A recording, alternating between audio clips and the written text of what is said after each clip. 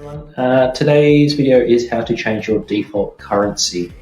I can't imagine that changing your default currency will occur very often.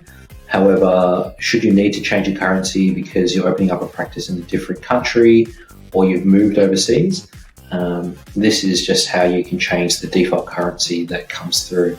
So we're just going to go up to the cog up the top right corner and click on company settings. And we're going to find our default currency, and I'm going to set this to Australian dollars today, and we'll click save. Quick and easy one today. So yeah, that's how we change our default currency. Thank you very much.